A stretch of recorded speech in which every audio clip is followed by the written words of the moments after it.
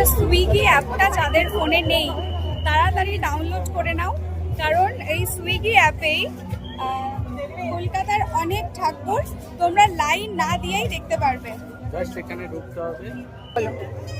প্রথমে আপনাকে ডাইনিং আউটে যেতে হবে, যাওয়ার পর যে এখানে আছে এটার মধ্যে যাবেন ভোট অ্যান্ড উইন, ঠিক আছে। গিয়ে ভিউ প্যান্ডেল, গিয়ে আপনাকে যে প্যান্ডেলে যাচ্ছেন সেখানে দেখান, ঠিক আছে। ধরুন আমি চেতলা অগ্রণী যাচ্ছি, জাস্ট গিয়ে সাবমিট ভোট করতে হবে।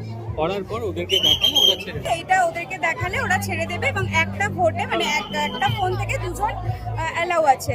তো এই ব্যাপারটা আমরা জানতাম না। অজয় সংঘতে গিয়ে সুইগির অনেক এটা ছিল, তো তারাই বললো যে সুইগি অ্যাপটা থাকলে লাইন না দিয়েই ঠাকুর দেখা যাবে।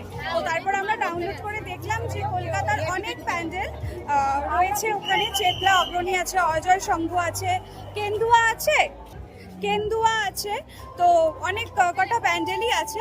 সুইগি অ্যাপটা থাকলে লাইন না দিয়েই তোমরা প্যান্ডেলের মধ্যে যেতে পারবে।